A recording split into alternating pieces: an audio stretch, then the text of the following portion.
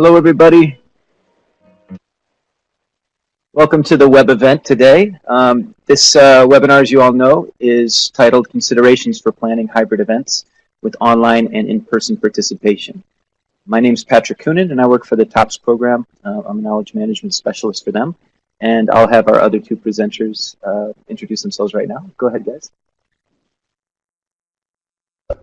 Hey, my name is Adam Schreckengast, or some variation thereof, depending on who's saying it. I am the AV technician and a multimedia specialist here on the KDAB project.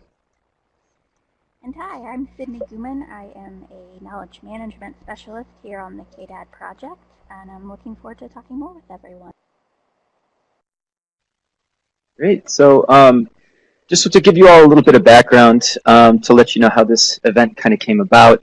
The TOPS program, we have a knowledge management task force, and it's a group of knowledge management professionals who are primarily working in the area of food security and nutrition based out of DC. And we get together periodically and talk, and during one of our meetings, one of the ideas came up is one of our members said, hey, you know, we'd like more information on how to do hybrid events. And hybrid events, as he was thinking about it, is events that have both in-person participation, so you have people in a room, and you're having presentation or some kind of interactive workshop with them. And then you also have an online participation option. So it's that blend of in-person and online participation, usually in the form of a webinar. So we thought it'd be a great idea to tackle from the TOPS program. We have a bit of experience doing these types of events, usually with smaller crowds. And I know from my colleagues over here from the Feed the Future Knowledge-Driven Agricultural Development Project, they have a lot of experience doing events like these as well, usually on a larger scale. And so we thought, hey, it'd be great to get us together and kind of tap into our collective knowledge around this topic. So that's how the idea for the event came about. Just to let you know, early on we had considered doing a, like kind of text-heavy slides, and we're like, hey, we would really like to keep this more of a conversation. So the way we structured this presentation is kind of broken it down into what are the different stages of planning hybrid events that we all go through, and then just kind of digging into, okay, what are things that we've learned along the way? What are things that we could pass along to you all for each of these different stages? So we'd invite your questions throughout in the chat box. We're going to keep the microphone silent during our portion of the presentation and make it more of like a fishbowl conversation where you all are listening in and then chiming in through the chat box and helping us to spur a conversation along. And then we're going to open up mics at the end for kind of a general discussion / Q&A. So that's going to be the format of the meeting. Just to kind of reflect on what we've had come in on the polls so far, it looks like most people tend to do it all when it comes to production and facilitation. I'm guessing that probably, a lot of times in our case, we experience the same thing, and it's a lot of time because of lack of capacity. But ideally, you have people who can help you out with each of these roles, and I think Adam's going to be talking a little bit from the production side in particular, and Sydney from the facilitator side. And then I see that the interest is mainly in facilitating meetings, but also pretty good amount of interest in just the how-to for setting up and managing technology. So we'll be covering points on both of those throughout this presentation. And so at this point, I think what I'll do is I'll go ahead and I'll turn it over to Sydney to walk us through kind of the different stages of our presentation here. Thanks, Patrick, and I hope everyone can hear me better now. I'm not used to being on this side and speaking to everyone. So just a quick little background. The Feed the Future... Oops, I'm being asked to raise my mic. Everyone? Yeah? Okay, perfect. So just a first example of how this kind of goes with the webinars. So the KDAD project has two regular monthly seminar series that we do that we consider hybrid events. And this is our Ag Sector Council, which is through our AgriLinks platform. And then we also do a microlinks seminar series, which is through our microlinks platform. If you haven't checked out those websites, I encourage you to do so, and you can find a listing of all our upcoming events on the site. We'll get started with those events back in September. We took a little bit of a summer hiatus. But what you're seeing on your screen right now is kind of our standard event process that we go through. And we broke it down for this presentation into some larger buckets. We usually talk about scoping a lot. We maybe don't always define pre-event planning and determine roles and design considerations as separate. But they're all iterative. They're all part of this pre-event planning, and we broke it down here for you to help so that we can talk through some of these different points and considerations that come in. But it's just important to remember that anytime you, during the scoping and the pre-event planning, if a decision is made or an idea comes up, to go back through and say, what different design considerations are this going to have? Who do we need to be involved in this new idea? How is this going to impact both the in-person event participants and the webinar participants? So just anytime a new idea or a topic comes into play, this is a circular type motion. So that's what the first 4 buckets you see are, and then we'll talk a little more about the event setup. So this is the day of the event, what needs to happen to get the event ready for both audiences to attend. We'll then talk about facilitating and producing the event, which is going to be on both sides of that during the actual event. And then we'll talk a little bit about post-event activities. So this is things like breaking down your gear and communicating with your audiences afterwards. So that's the general overall setup. So I think, Patrick, we're ready to go in and talk about scoping. All right, so I think I will start off. So how do we define scoping here on KDAD? A lot of people use a different terminology for this word, but basically this is the process where maybe a client or a technical expert comes to you with a request to do an event, and you get a deeper understanding of what is the purpose of this event, what are the objectives, who do you anticipate the audience to be, and what are some of the different requirements that are going to come into play for this that you're going to need to know in order to say, yes, we can do this event. No, we maybe need to think through a different date or maybe a different way of doing this event. So this is where a lot of those initial questions come into play. So what I'm going to do for this is I'm actually going to turn it over to Adam in a minute to tell us about some of the AV requirements that come into scoping. But usually what will happen for me as an activity lead, which is what we call somebody here on KDAD who is responsible for an event, I'll usually get the initial request. A client or a technical expert will come to me. I will hear we'll talk through some of these different considerations I mentioned earlier, so their purpose, their objectives, their audience, and some of their requirements that they know at this time. And then I'll take a pause and I'll say, well, this is all great. Thank you very much.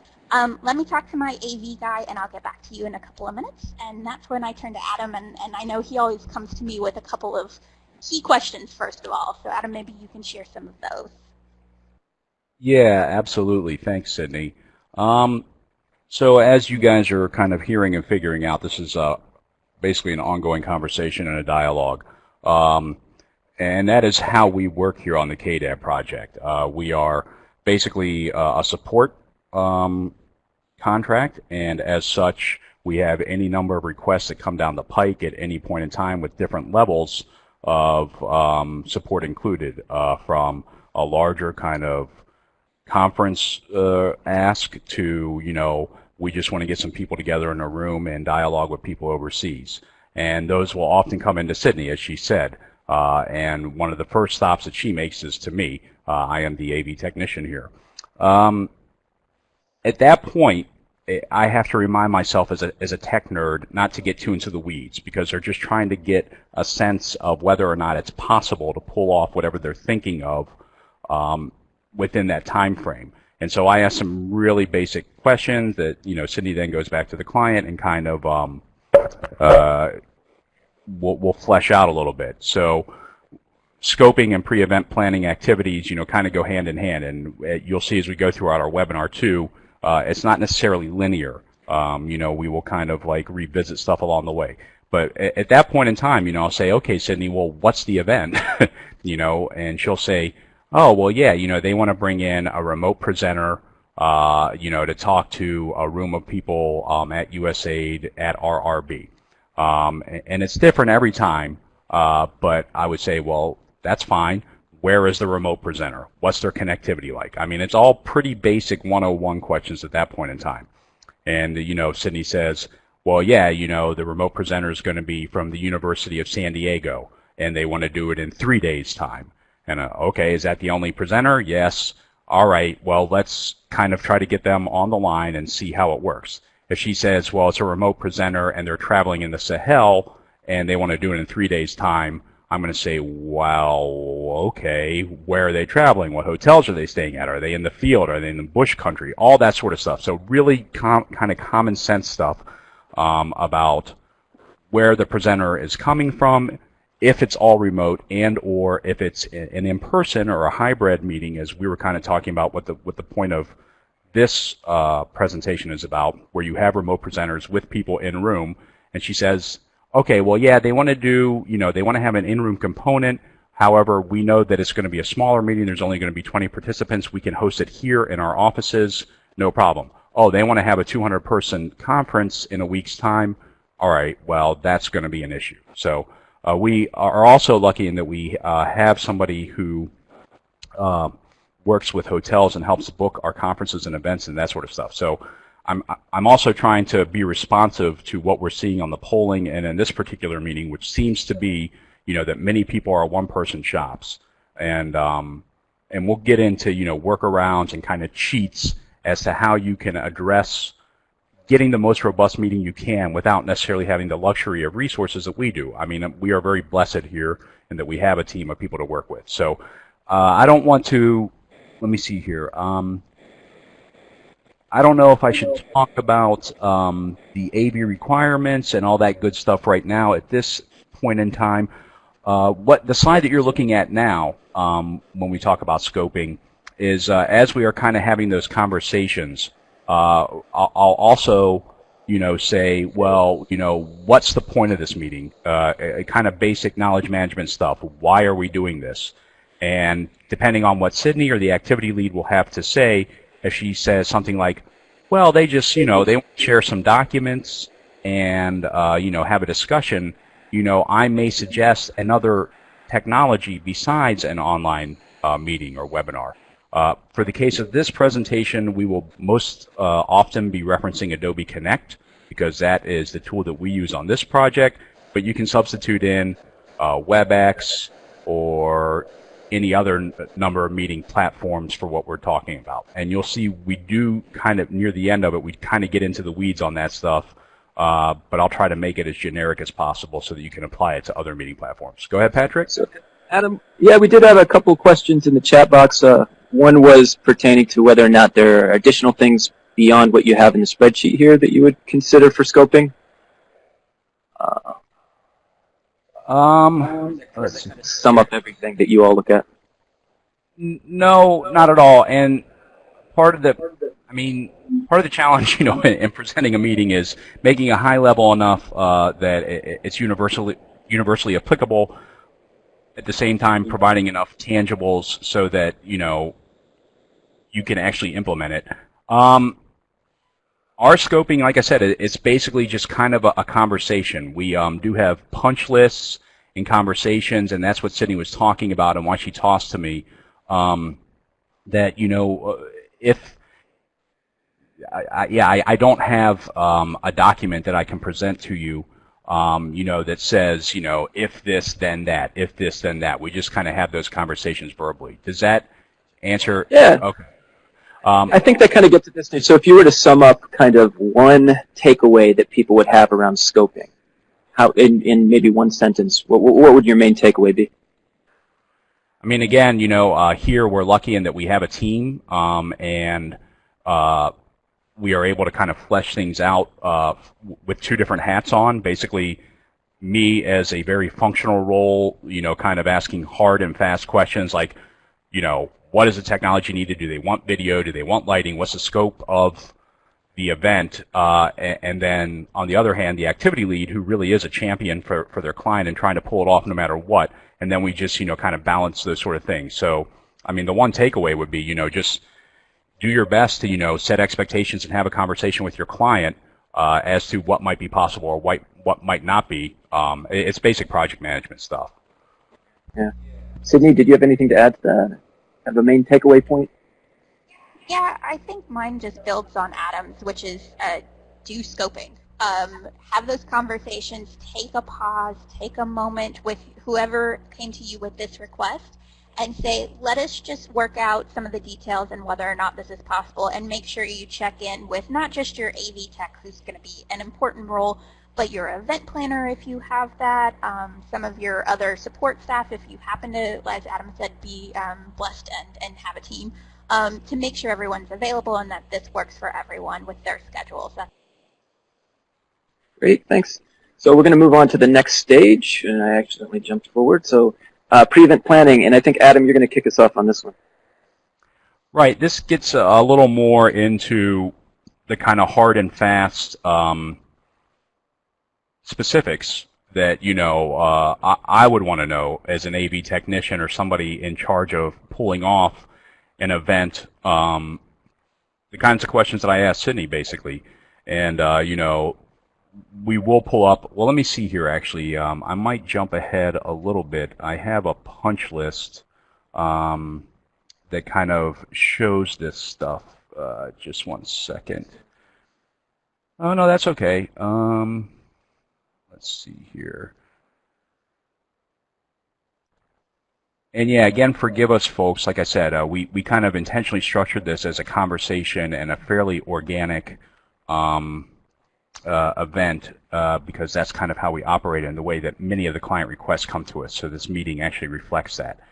All right, so let me see.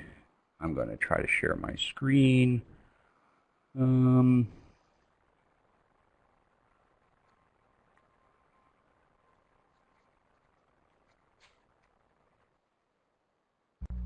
maybe while Adam's trying to do that, I'll just kind of mention some of the pre-event planning we do for the event space. And we'll just ask questions when we're trying to find a venue and a space. We'll want to know what's the capacity for the events, both in the room, physical room, and on the webinar. So again, we'll use Adobe Connect as our example throughout, but Adobe Connect has different limitations for different types of rooms.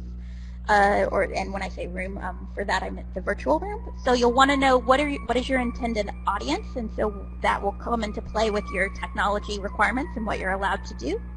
You'll also want to know how many people are we anticipating to be in the physical location, so that we can design a space that's good for them and for setting up the audio. I know that Adam will probably talk at this phase about a lot of the different audio requirements that come into when selecting a location. So that's an important thing when you're looking for a space itself. And it looks like Adam has his sample punch list up, so I'll turn. Thanks, Sydney. So yeah, a huge caveat with all this stuff. When we're talking about hybrid meetings, and take it as a given that we are basically talking about audio only and basically sharing a PowerPoint presentation with audio, and we are not necessarily discussing video feeds with that sort of thing, and we'll get into that in a little bit. But regarding the hard and fast questions I ask about scoping, this is kind of a sample punch list that I put together for folks to kind of see the very basics that are needed, to go into an outside venue and make sure that, we can hold our most basic event. All these documents will be available for download later on, and we'll share out the recording and all that good stuff too. So if you don't get a chance to capture it right now, don't worry about that. It'll be available. So getting into, the actual planning, I would say, all right, well, where's the venue? How many speakers are there going to be? What times can I load in? Can I do a walkthrough? I mean, it's all from a technician's point of view, it's all the nuts and bolts stuff that many facilitators or, activity leads in the KM or development world may not necessarily think of when they just want to say yes to the client. Ashley Mullinax, who actually works with us here on the KDAB project, hi Ashley, brings up a really good point too, and that kind of gets back to the previous thing that I had up, which is, again, Why are you doing it, and what is your audience? Even though I'm a technician and, you know, I can go on for hours, as Patrick and Sydney will tell you about the arcana of working in this space. They had to do some gross editing of my PowerPoint presentation to make sure that it applied to you guys, and you can thank them for sparing you all that minutiae. If you aren't thinking about your audience and what it's for, then it really ultimately does no good. And when you're asking that why question, again, it might lead you to other alternatives than necessarily a webinar. Yeah, go ahead, Patrick. Adam, I was just going to say, you know, building up a comment that you made earlier, how typically with these meetings, we're not talking about video in the sense of we don't have a camera in the room where we're recording kind of who's moving where and who's standing where. A lot of times we do have a visual component to our hybrid events, though. So you have you have your PowerPoint presentation up in the webinar window, and you want people to be able to follow along the presentation easily. You know, so I think that's something to underscore there. A lot of times when I'm thinking about setting up hybrid meetings, I'm thinking about what my needs are, both for people to fully participate in person and online. Okay, so that's actually what you guys just saw there, and Patrick just asked about feedback. That's an interesting kind of quirk of Adobe Connect. Whenever you try to share a meeting, you have to share a different meeting, or else if you come back and try to share your own meeting, you get what you guys just saw, a bunch of blue hash marks on a screen. So I think we're back up now and coming back to our presentation, which gets kind of brings me to a little bit of a side note. No matter how much you test, prep, and go through stuff, things are always going to go a little hinky, and you just need to roll with the punches. But so I think actually that's a really important point. A lot of times people, they worry. They're like, well, you know, I get worried about technology because, you know, something might go wrong. Well, something always goes wrong. You just have to be prepared for when it does go wrong. What do you do? Have you planned for it? Do you have backup plans and those kind of things? So technology is a tricky issue, but it's something that, you know, I think we have to have the expectation that if it can go wrong, it might and it probably will. So plan for that and work through it. And usually if you work through it, you can still get a lot of value out of the online participation piece. One of the things that I noticed is when we had talked about pre-event planning earlier, we talked a lot about walkthroughs. And I think that there's the AV walkthrough, which you talked about, Adam, but then there's also the kind of the logistical dry run with presenters and moderators. And Sydney, I'm wondering if you could hit on that really quick. Sure. So this is what I call a logistical dry run. I'm sure other people have have different terms for this, but it's basically taking an hour or so before the presentation is supposed to happen, a couple of days beforehand, and walking them step through step how this event's going to actually unfold, from what time do they need to be there, how are we going to have the room set up, so are they going to be standing, are they going to be sitting at a table, is there a podium, are we going to be using table mics, are we going to be using lapel mics, so walking them through kind of what we're doing now, this how does the event unfold, and being very conscious at each step to remind people that you're going to have two different audiences, and we're going to need to speak to those two different audiences. So while giving a presentation, and I'll reiterate this to them over and over, even on the morning that they arrive, if they're going to be pointing to a graphic, if they are saying, look here, this is what's helpful, and they're in the room pointing to it, then the people online are not going to be able to see that. So I try to remind them to say, look at this red box that says X, Y, and Z, so that people can get a clue as to where they should be looking.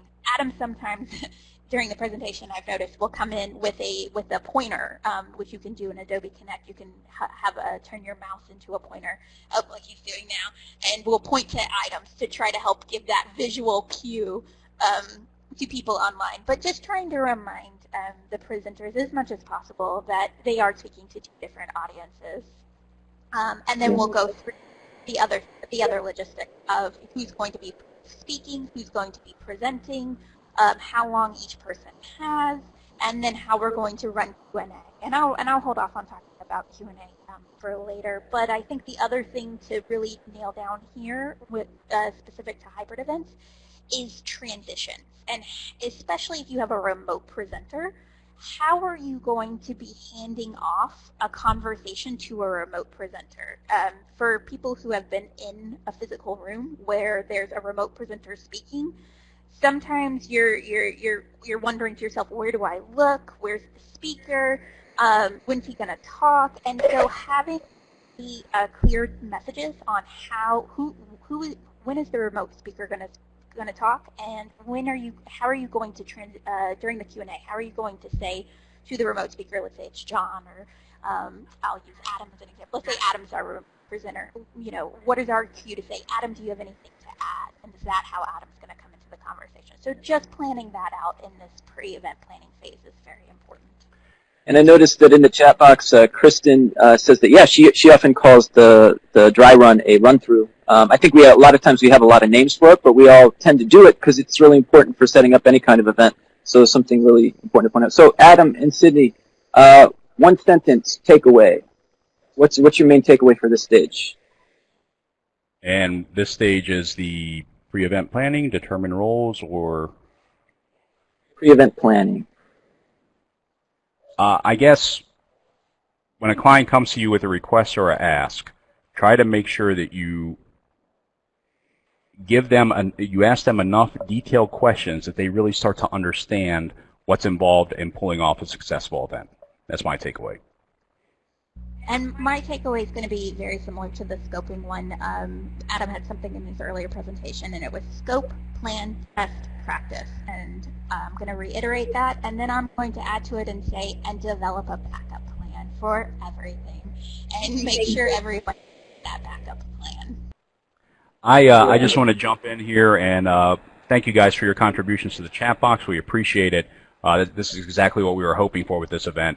And just kind of touch on two things. First, from Meg Segarra-Burritt, forgive me if I'm mispronouncing the name. So, yes, with technology, you can only control what you can control. And basically, the bandwidth requirements for Adobe Connect, and we are also going to share some more in-depth technical stuff, because I know a lot of you are kind of, wondering, all right, how do I pull off an event? And unfortunately for this event, we just can't get into the weeds on everything, but there are other resources that are much better suited to that anyway, and we'll point you towards those that get into how you can check your bandwidth requirements, how you can do your audio, how you can switch layouts and pods and all that good stuff. You can set different bandwidths within Adobe Connect in the actual meeting room, and then you can change those up for different meeting rooms. So as for us, because we are primarily a food security project and then also some micro enterprise development, we have people overseas that do have lower bandwidth considerations. For that reason, we often avoid video because we know that users with low bandwidth are not going to be able to see it, or it's going to cause issues, and it will actually affect your meeting because people will be asking about that in the chat pod. So we have made the conscientious decision that for 90% of our meetings we don't use video. That's not to say that if you're presenting to, universities and education centers and everybody that have great bandwidth that you shouldn't do video. I mean, I love video. But just again, it's kind of like, why? What is your end mission? For us, we don't use video. I will show you, Meg, I will send you stuff how to check the bandwidth meeting within your room. Beyond that, you aren't going to be able to help people that have bad bandwidth in the field. And that's also why we record everything and archive everything and share those resources out. Because somebody that's traveling or using a dial-up modem in Addis Ababa or something, they just aren't going to see your meeting. And then the other, Spee says, don't skip the run-through. We're going to talk about all that, but yeah, I couldn't agree more. Speaking of those technology issues with people in the field or who are traveling or have low bandwidth, I think there are things from our standpoint that we often recommend to make it so that low bandwidth users can better access our Adobe Connect meetings, right? And so, could you guys mention those really briefly? Well, let me go ahead and try to share another meeting that I have open, and this is actually our AgriLinks. So bear with me again while I'm changing through my screens. And I will show you where you can actually check the meeting bandwidth layout. So with this latest release of Adobe Connect, basically however you set your video settings determines the bandwidth for the visuals in your room. And you guys might want, I don't know if you want to address other questions or jump in here while I'm kind of navigating I'd through. say some of the things that I've noticed is video can be challenging. If you're trying to, if your presenter in your room is trying to show a video to audience members and you're trying to do that through your webinar, a lot of times it doesn't work. It just doesn't work. So that's something that I think when I'm working with a presenter or a facilitator beforehand, I try to steer them away from those kind of things and steer them towards lower bandwidth things. Also, if you have slideshows with really high resolution images, it's also going to cause things to slow down. So those are some of the things that I do from my end. Sydney, did you have some ideas?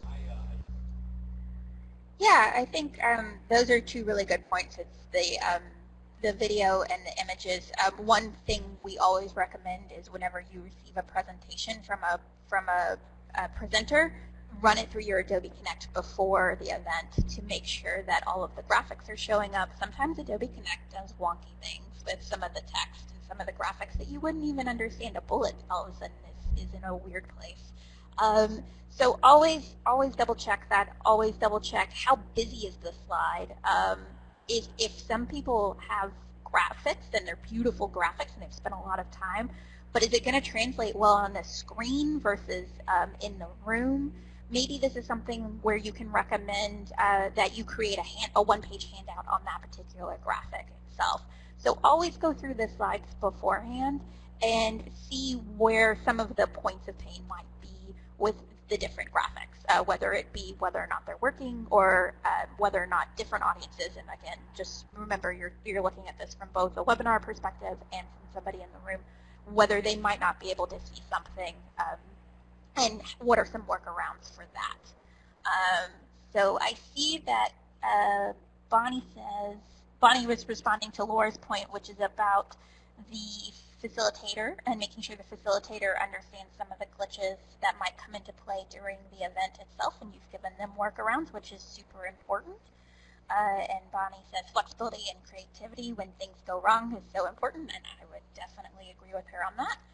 And then Kristen says, is there a workaround for using video or high-resolution slides? And Patrick was talking about image resolution, and I think that's right.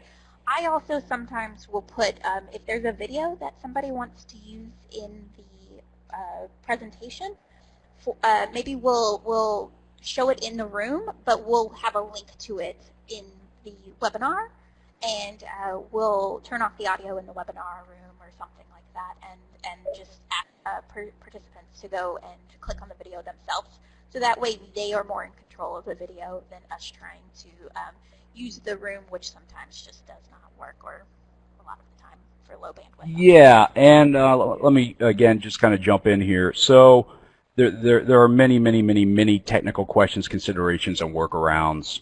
And if there is interest in following up on this, we can talk about having a more in-depth kind of like online training. But you don't want your PowerPoint presentation to be over 200 megabits. Okay, anything that is, and Adobe Connect will have issues with it. Kind of a quick and dirty trick, make sure that your format is PPT, the earlier version of PowerPoint, and not PPTX, the current version of PowerPoint. If you want to be absolutely certain that your slides are coming through, avoid, I can't remember the name of the actual plugin, but it's like MicroX or ActiveX or something like that there, and try to keep the presentation simple. Any kind of animated build-ons or text treatments or any of that sort of thing, they're going to have issues whenever they're brought into PowerPoint. We do have resources that we can share, again, cheat sheets and stuff that talk about PowerPoint formatting. Now, regarding video, Adobe Connect itself, it actually cannot do high definition video. It can only handle video, I think, at a very low resolution. It's 15 frames per second. I want to say it's like 640 by 360, which if you're now looking at HD video, is 1920 by 1080 pixels across. Again, I don't want to get into the weeds too much because it can just hijack everything that we've gone into with this presentation. But suffice to say, keep those questions coming, and we will try to respond to each one and give workarounds to that stuff in kind. What's that? Oh yeah. So there is one thing I did want to show you guys, and And if you look at this, this is our AgriLinks meeting room. It's a persistent meeting room that we have in Adobe Connect. If you are trying to work with video and or you're dealing with people in low bandwidth situations, excuse me, basically this is how you set the bandwidth for video and visuals.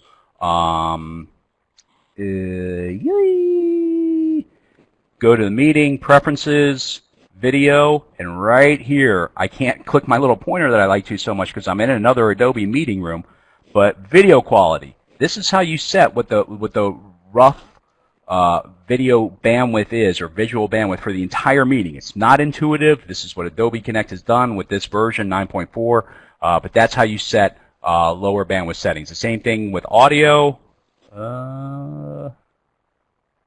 These are the kind of the screen where you set the audio bandwidth settings. But anyway, there are other resources that more detail in a more detailed fashion and comprehensive way explain all this stuff, and we'll share those out with you. All right. So where are we, guys? Kind of wherever we want to be. You want to pick up design considerations, Patrick, or have you got that? Event setup? Oh, okay. All right. Yes, so I know in the chat pod people were talking about testing and all that good stuff. Let me make sure that... Yeah, have I stopped sharing my screen?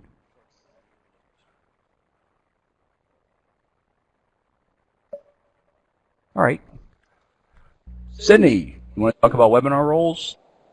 Yeah, so I think this is one of the challenges that come in when we were trying to figure out what's the best way to describe this process for y'all, is that so much of this is iterative and you're just going to keep going back and forth. So we apologize if we're jumping around in this initial scoping pre-event planning phase. But for determine roles, so we just kind of wanted to give a chance to take a pause and remind us that as you're going into an event, these hybrid events are much more complex than just doing an in-person event or just a straight webinar event.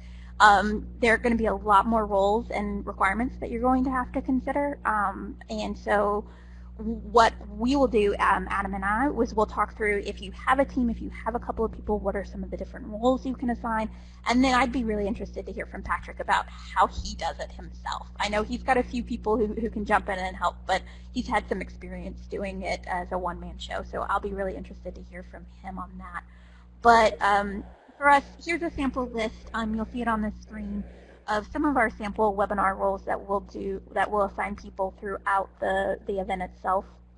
And I would really recommend, if you do have the people to be able to do this, try to assign them their roles so that it's very clear what they're going to be doing when, and try to break down this role into manageable pieces. The thing about webinars and hybrid events is that things get complicated really fast. And so if you assign one person a role such as capturing questions from the chat pod, which is one we do a lot when we think there's going to be a lot of discussions going on, the questions are going to go crazy, and trying to figure out who's going to answer what and when, that can become really, really complicated quickly. So make sure you have one person who's set aside to do that if you think that's the route that this event's going to go. Have one person who's assigned to change headshots in the room. So, one of the things we do, and we'll talk about this maybe for the design considerations, is that if you have a presenter in the room, what we'll try to do to recreate that in the webinar room is we will do headshots in the webinar platform, and we will rotate them depending on who's talking, so that you get an idea of who it is. Even if you can't see the person, you get an idea of who's talking when and where. But if you're not paying attention, sometimes when you're facilitating a discussion, it's hard to know. Has another person all of a sudden started speaking? Have we switched, and are they having a conversation? And so do I need to be changing those headshots? That's a role by itself, sometimes, especially when Q&A happens. So just think through who's going to be responsible for what when, and what might be some distractions that they might have on their plate, and so does that need to be their sole responsibility? And I welcome questions about some of these roles that we have listed out here, or if people have additional roles that you would want to talk about, feel free to post those in the chat pod. So I'm going to turn it over to Patrick, because Patrick, I'm kind of... I'm going to interrupt. So, like I said, we're lucky here in that we do have personnel for all these individual roles, and we can sit down beforehand most of the time and really figure out who's doing what, and that's how things run as smoothly as possible. Where you have a dedicated person to handle the AV tech that can set up the room and make sure all that runs flawlessly, where you have somebody that can handle the client, make sure that they're greeted, get in, address any issues or last minute changes they have, where you might have a dedicated web facilitator that is answering questions that are coming in to the web pod and all that sort of thing. And so we have people assigned to those roles, and it's all very clearly laid out. But Patrick is actually in a different boat, and I think where many of you might be, where it's kind of one person handling all that stuff. So why don't you go ahead and talk about that kind of process? Yeah, and just, a lot of times the language we'll use is different. Since we're not working with clients, a lot of times we're putting on events that our staff plans out. So we're planning and implementing these hybrid events. But one of the things that I think I've noticed is that all the roles that you have here are definitely roles that we're considering. And we definitely try to have at least 2 people that are working the webinar side in addition to a moderator in the room. And usually the moderator in the room and whoever's kind of heading up the facilitation of the webinar, they work very closely together to plan things out. We'll talk a little bit about those design considerations in the next segment. But I will say, it's just super important to ensure that you have dedicated staff members, at least one just working on the webinar and then a separate moderator in the room, and ideally 2 people online. One thing that I would add is, I often think of us when we're doing hybrid events as advocates for the people online. If somebody online has a question, it's up to us as the people who are facilitating the webinar, who are in the room, to make sure that question gets asked. And so thinking from the perspective of, okay, we're servicing the people online, we're making sure that they have everything they need, is really important. And ensuring that person has an active role and interacts very well with whoever the moderator is to ensure that questions are asked and things like that. That's all I have for this determined roles piece. I'm wondering if we can go around, or do you have a specific question? Well, yeah, I just wanted to piggyback on something you said, Patrick, and kind of drawing back some of the initial polling that you sent out and shared with us. And that was somebody brought up the specific issue of linking together the in-room participants and remote presenters.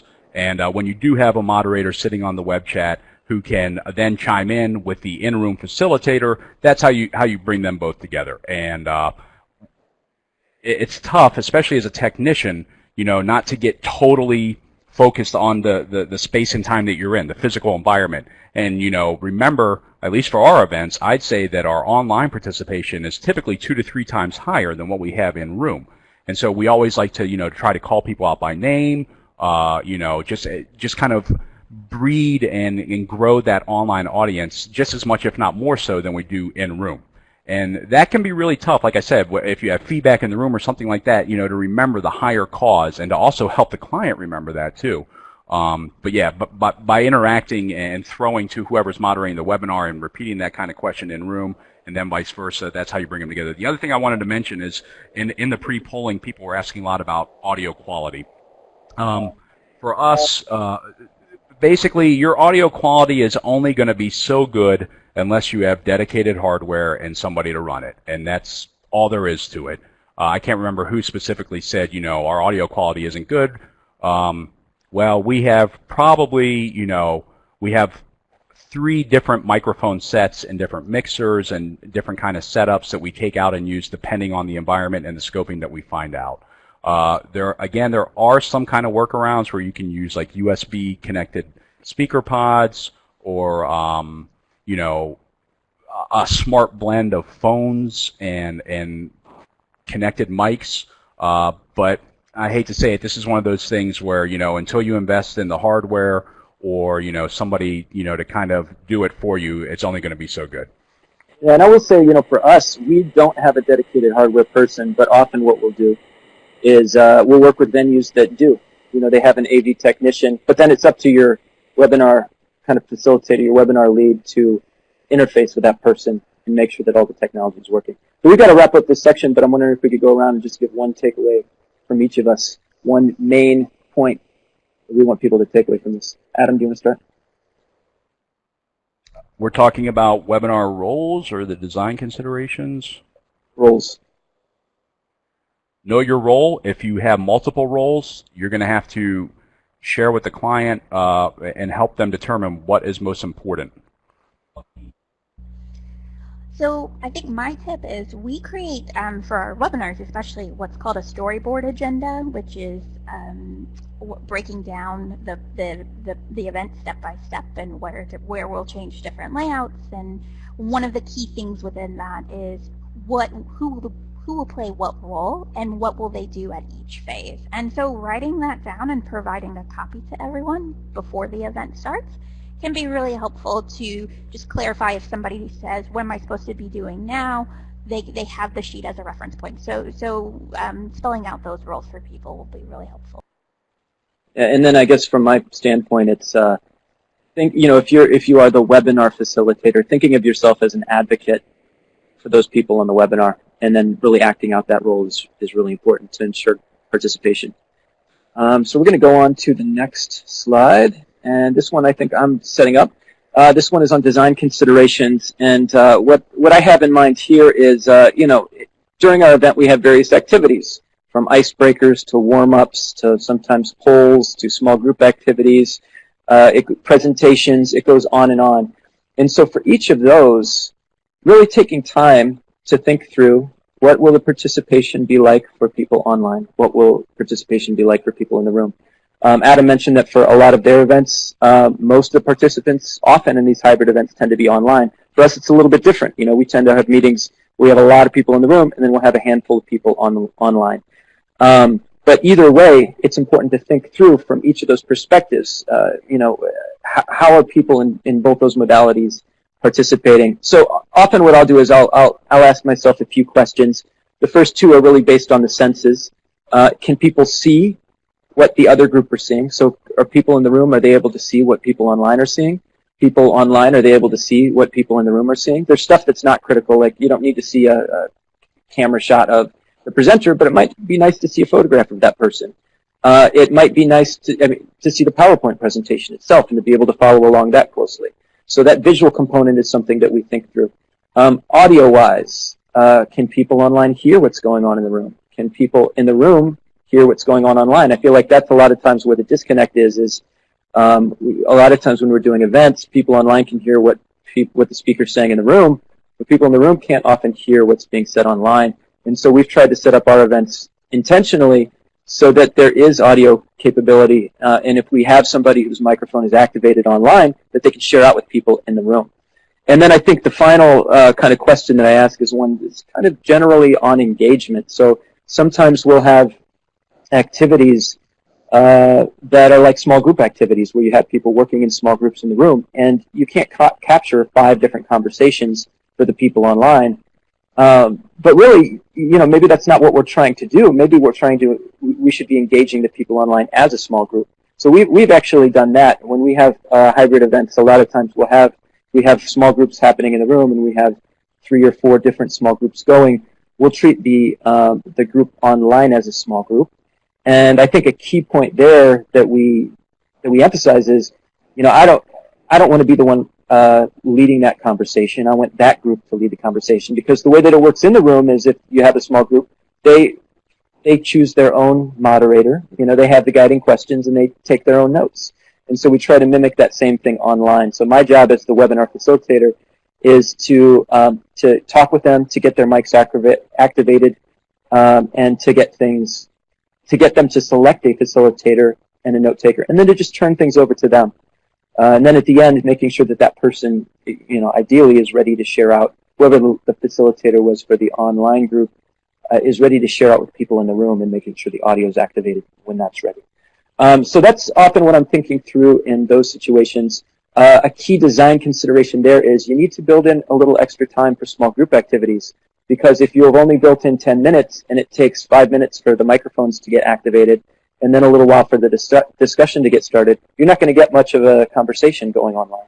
You want to make sure that you're building in sufficient time to your small group activities, that the folks online, if you're going to have a small group online, are able to get activated and up and running.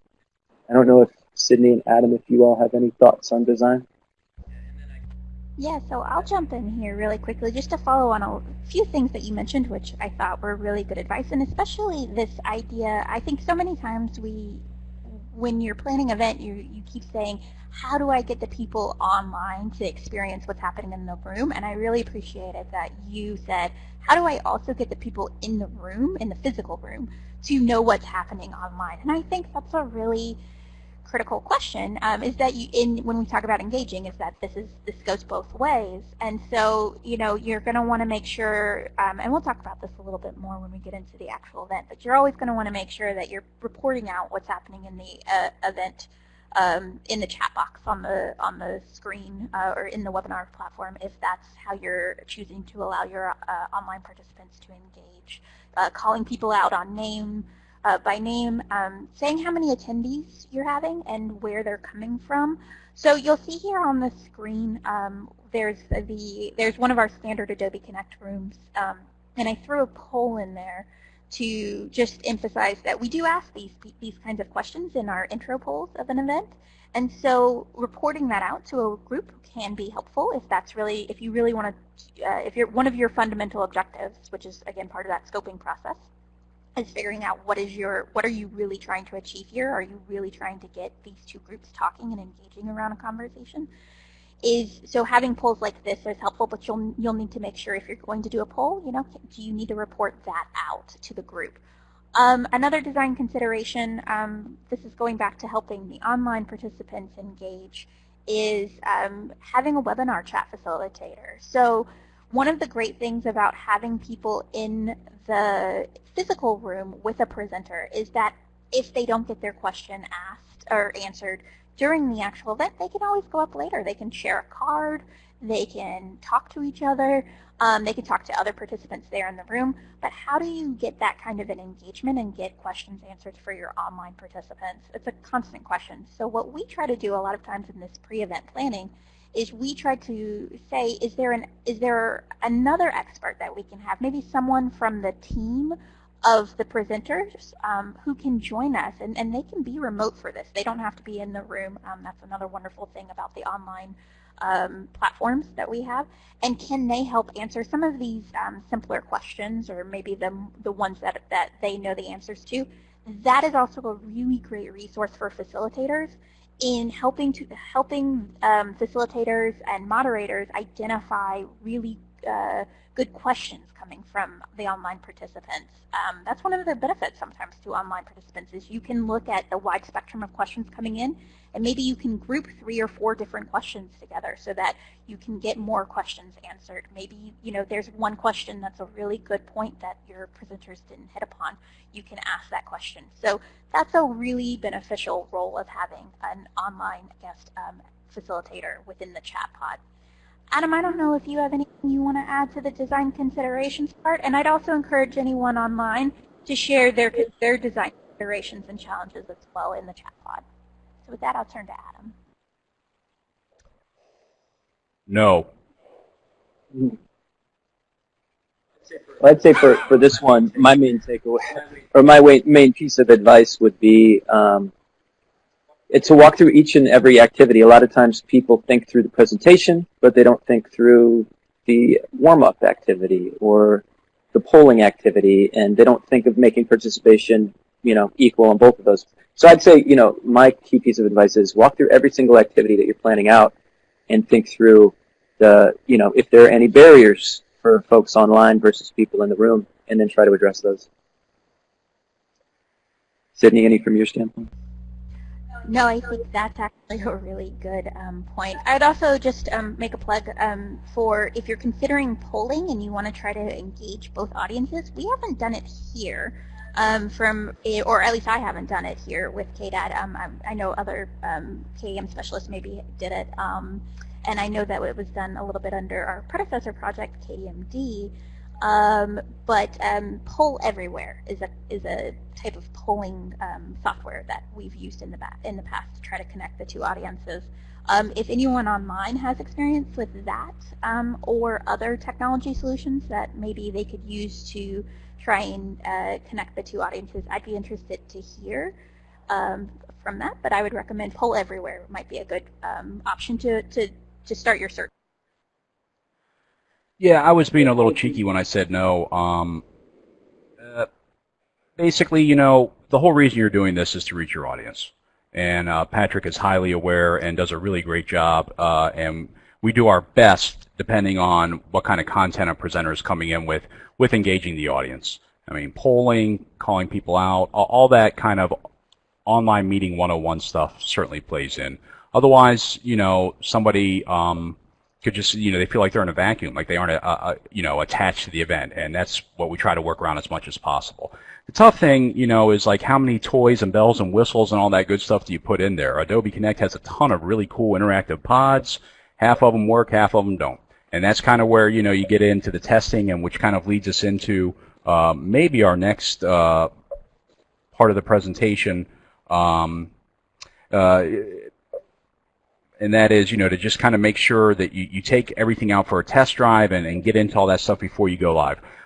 What you're looking at right now is actually not the best signal flow diagram that I've seen, but what I was able to put together last night at about 11:30. So this is kind of a quick overview of the way audio and or you can consider video also routed through Adobe Connect into an audio mixer for a hybrid event.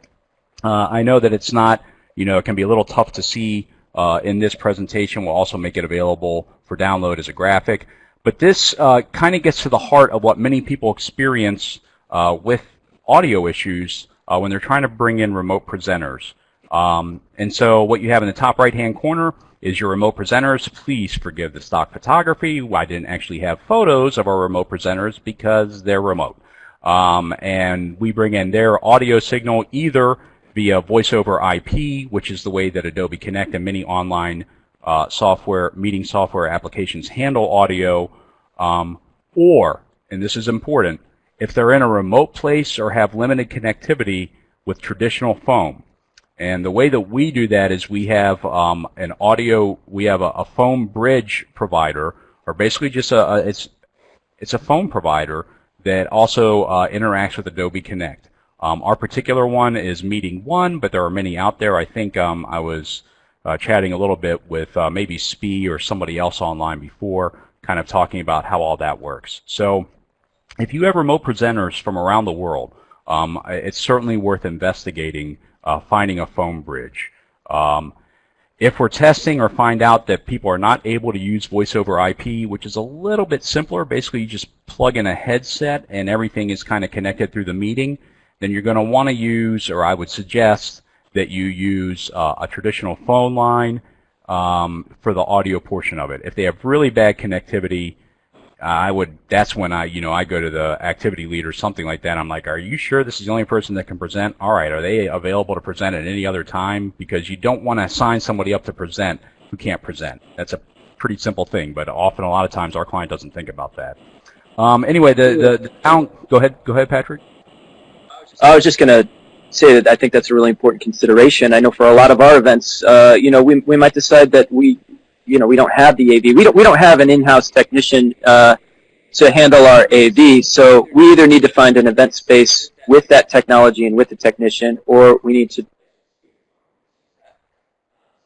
consideration either way. And no matter which you choose, before your event, you need to test it, because no matter what format you choose, things can come up, and there might be issues with people online hearing what's going on in the room, people in the room hearing what's going on online, and vice versa. Test everything out. Test not only the audio, what people are hearing, but also if you plan on having people online, share out with people in the room. Test the speaker capabilities for your speakerphone or for your AV, and make sure that that audio works so that when people are talking through their computer mic from home, the people in the room are actually hearing what's going on in the room.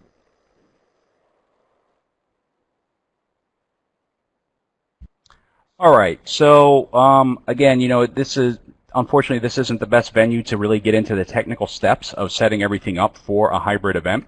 This is also, if I shared all that, I wouldn't have a job. So anyway, I'm going to keep some of that in my back pocket And we will be sharing this information and trying to help you guys as much as we possibly can. Suffice to say, it's one of those things. If you teach a man to fish, he's going to eat for life. If you give a man a fish, he's going to eat for one meal. If I show you guys exactly how to do something with a specific piece of hardware that we use, you're only going to try to mimic that or do that with what you have in the future. The important thing is to understand the concept. And the concept is signal flow. And where people have issues in this particular space is when they have signal from the remote presenter coming into the room and then feeding back to either themselves or into the meeting. And that's a feedback loop. And so that's kind of what this diagram gets to. And one of my upcoming tips, maybe I'm just going to kind of move on in the interest of time, and we are getting to the tech tips. Thanks for your patience, guys. Yeah. Let's see here. And I think, Adam, do you want to move us on to the actual facilitation and production of the event? Yeah, we can come back to this. There we go. We're all done.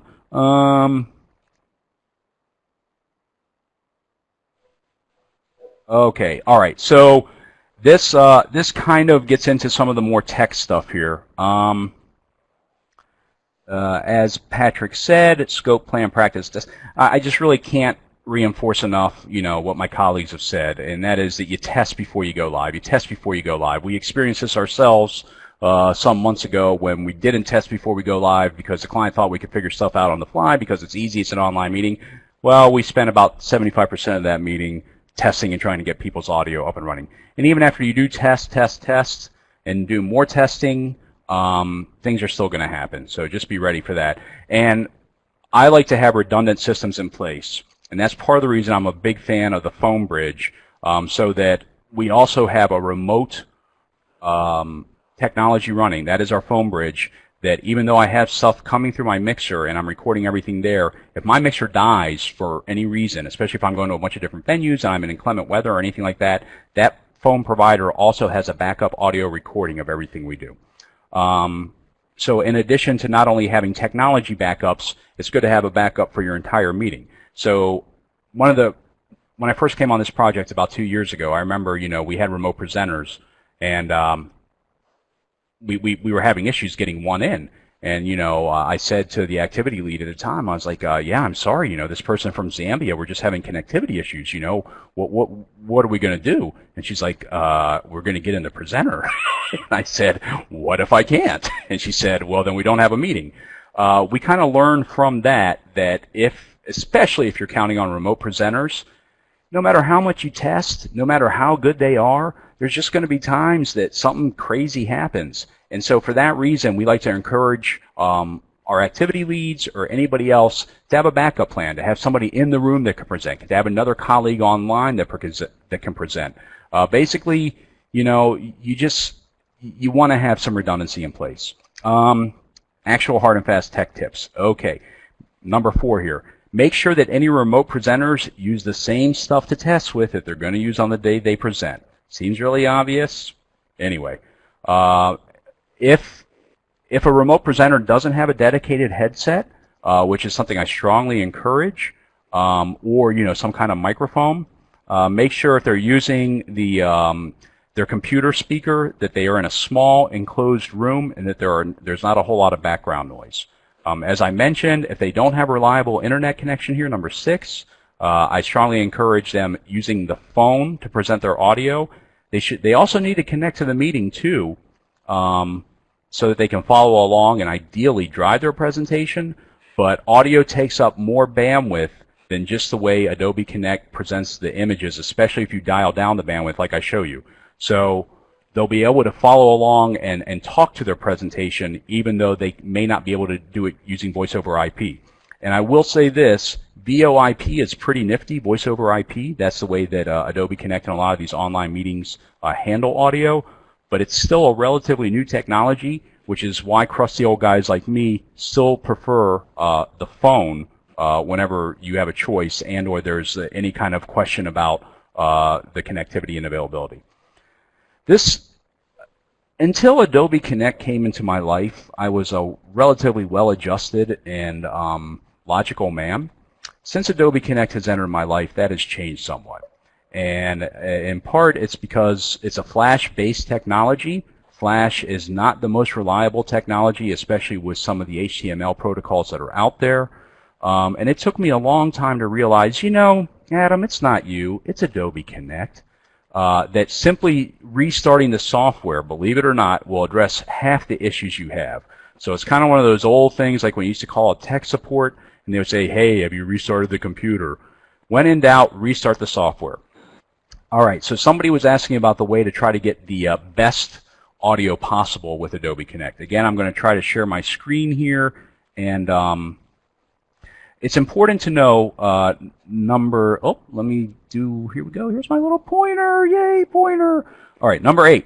So Adobe Connect, even though it's great for online meetings and collaboration and stuff, all right, I'm getting the wrap-up sign. You can only do one voice print. So if you're going to do a voice print in it, set it to a male voice print. That way you can adjust from that, and then you guys can read the rest there. So thank you very much, and I will turn it over to Patrick now. Actually, I'm going to turn it over to Sydney to hit up on our tips and tricks, at least to get us started, because I know most of these came from you. So before we go into that, I'm just going to take a minute or two and go backwards, because I think we missed one or two little key points for the facilitating and producing event and the post-event activities that I just want to make sure we hit upon.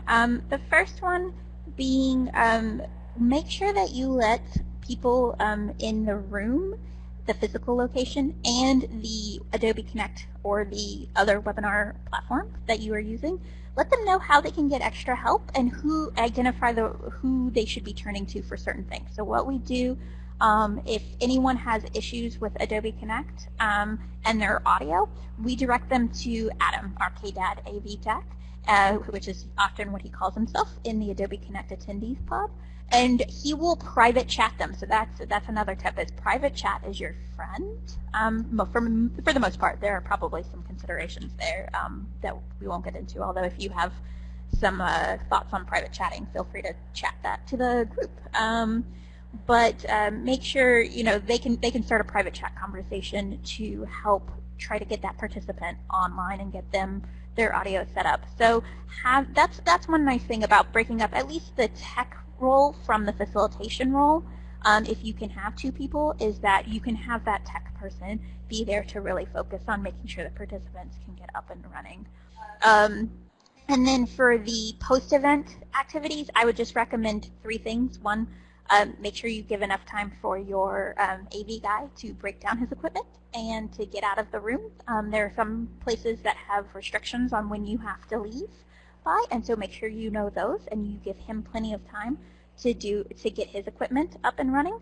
The second one is to, for those who are online, they don't have that added benefit unless you they don't have the added benefit of being able to go up to the presenter afterwards to get their questions answered if they were not answered during the live Q&A.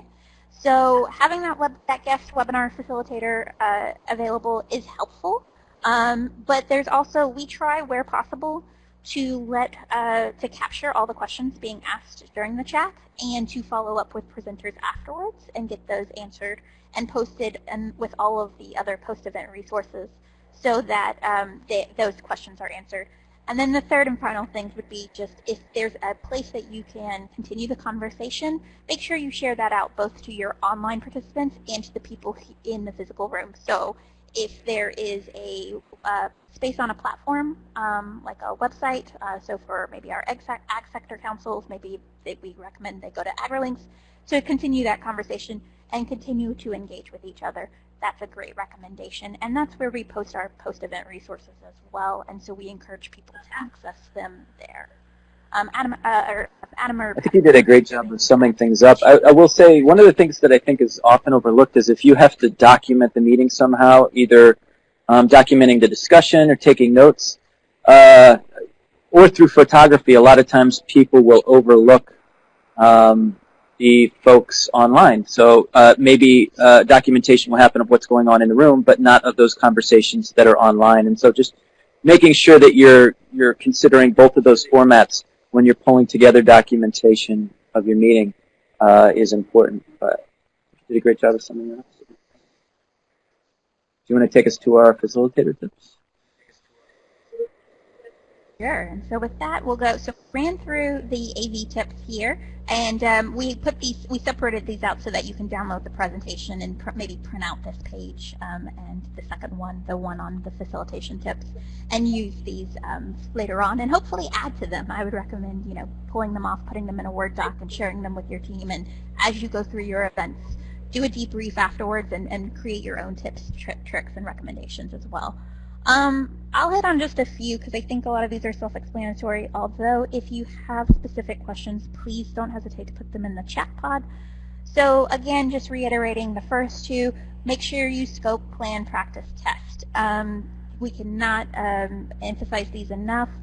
When you're scoping, make sure that everybody knows what the main objective is here. What are you trying to accomplish? And keep reminding that everyone of that as you go through, and as new ideas come up, what are we trying to achieve here? And who are our audience, and how can we help to meet those objectives? That's important throughout this whole thing. So again, we talked about roles and responsibilities. We talked about how to engage with each other, going down the list. Number 6 is one that I don't think we've hit upon. Add an outline to the presentation if using PowerPoint and Adobe Connect. Now, this is kind of a little inside tip. So if you're using Adobe Connect and you record your event later on, when you share that out, people can actually, there's a way, there's like a table of contents that's developed, and people can actually go in and jump throughout the presentation using that index. But it's titled using the way you've titled your presentation. You can go in later and do some fancy editing if you're familiar with editing in Adobe Connect. But one of the things we do is we try to encourage having that outline early on and having those titles in place using the PowerPoint software. And if you have specific questions on how to do that, just email me later and I can help with that. Nope, you're fine. So we talked about guest facilitators. Okay, number 8 is another important point. So and this goes back to recreating experiences for your online participants. People in the room, in the physical room, know why there aren't delays. Maybe people are still coming in, maybe people are still signing in, maybe the presenters are figuring out their mics. You just want to make sure that you are passing that information along to your online participants so that they know and can be prepared, and if they need to do something, they know they'll have 5 minutes to go and do it and then come back. That kind of communication is really important and really sets up a good foundation for starting a presentation. And then, let's see, I think we talked about most of these. Number 11, decide early on how to capture and share out questions for both audiences. These are things like knowing, are we going to take one question from the audience, and then are we going to take one question from the webinar participants? That way you're trying to give equal weight to both audiences. Maybe you take 2 in the room and then 2 from online. So knowing how you're going to do that is really helpful, and talking that through with the facilitators, the moderators, the presenters, that's helpful. And then number 12, have some planned content for the chat box. So this is my little inside tip, and that is basically I try to anticipate what questions might be coming up and have some draft responses already available so that I can quickly and easily copy and paste those and put them into the chat box. And this will be everything from, here's a great resource, if there's a particular resource that's associated to this event, or if there are contact information, we'll do that. A good one that everyone always asks is, where can I get the post-event resources? I'll already have that queued up, and that way I can easily plug it in, and I can concentrate on the really other questions that are going to require more of my attention and thinking. When we talk about planned content, we can also mean have some possible questions in your back pocket in case there's not a lot of engagement happening in the chat, and you want to start that chat. you can post some questions there to try to get people going, or maybe if people just are really not asking questions, maybe you can use that and ask the room. So those are just a couple of my tips. I would love to hear from you about some of yours as well. And so with that, do we want to try the Q&A portion, Patrick? I'm sorry, I don't know if you have. Yeah, no, I definitely. We want to open things up to Q&A from you guys. I know that there are already a couple of questions that have come up in the chat box, and we can address those. I'd also encourage you too, if you want to use your microphone. I've activated microphone rights for participants, so you can click. If you look to the top of your screen, you're going to see 4 icons, and the left one should be green. That's your audio, so you can hear what's going on in the room. And then directly to the right of that is your mic. So if you have a question and you want to use your mic, feel free to click on that button and ask us your question. But to get us started, you had a question on optimal adult learning, and you typed, we want sessions to be as experiential as possible, and you think you heard somewhere that you should get everyone to say something at least once every 10 minutes, assuming that that's a small group of less than 15. Any tips on this? It can be a challenge. In the room, I think it's a lot easier to manage. Online, when people are logged on online, they're often in consumption mode, so they're there and they're just listening and maybe even putting their thing in the background. So if you can do a kind of a warm-up activity at the beginning where you not only have people in the room, assuming a hybrid event, have people in the room interacting with one another, but you can get people online talking to each other. And if there's enough time built in where they can use their mics, then that can be a good way to start them off in, not just consumption mode where they're just taking in information, but one where they're also interacting and talking to each other. And I definitely think at the beginning of a small group activity, you want to make sure you're walking everybody through the online, in the online small group, walking them through how to activate their microphones and then having them test it. Because as soon as you say, okay, Adam, could you say something and let us know that your mic works, and he says something, then everybody knows his mic works, and they're going to expect him to say something later on. So I think getting people to make that initial, usage of the microphone in the chat box is key for getting them to participate later on in the meeting. See, we have a question from Meg too. Patrick, do you have any experience with good audio capture software? We use Zoom and sometimes find the overall audio quality in the room is good, but gets compressed once in the cloud. Any capture device or software recordings? And maybe I'll tap Adam for this one, actually, since you've got a pretty good amount of experience on the tech side. Any thoughts on this, Adam? Yeah, I was responding a little bit in the chat pod. So, Megan, if you have a headset, please feel free to jump in and actually talk to us. Yeah, so any audio that's coming from the meeting is going to be somewhat compressed, but you're saying that, okay. So does the sound, when you play back the sound from your Zoom recorder, does it sound okay? You're saying it's getting compressed in the cloud. I don't know how much help I'm going to be there. I mean, if you're recording your stuff... I don't know if this is applicable, but we recently did a meeting in Bangladesh, and we used Adobe Connect, and the audio streaming was bad because the internet connection was awful. But luckily, we had a handheld recorder in the room, and we were able to take that and sync it up with the presentation so that people could follow along, could access a narrated presentation through our site and access both the audio and the video. And so I think, if your audio isn't great, then sometimes that can be a good backup, is to have an audio recorder, handheld recorder in the room that's of good quality. And then if you need to, you can go back afterwards and possibly sync it up with the presentation. We use a software called Articulate Studio for that, and it works awesome. So I would definitely recommend that.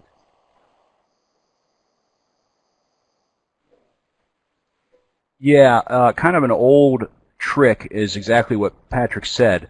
If you have an in-room audio setup, and this is kind of gets into the point of redundancy. Whenever I'm doing an event, I have like basically 2 to 3 recordings and backups happening. If you're not sure how to take a signal out of your mixer or ask your AV person to give you an archival recording using a digital audio tape recorder or a Zoom or whatever, yeah, take that recorder and put it by a speaker and you aren't going to get any better sound than that. Just make sure that you adjust your levels so that it's not overdriven. I see Meg talking about video and all that stuff. I'll tell you honestly, Meg, I'm not really tracking everything you're discussing, so maybe we'll take that up offline. What else, Patrick and Sydney?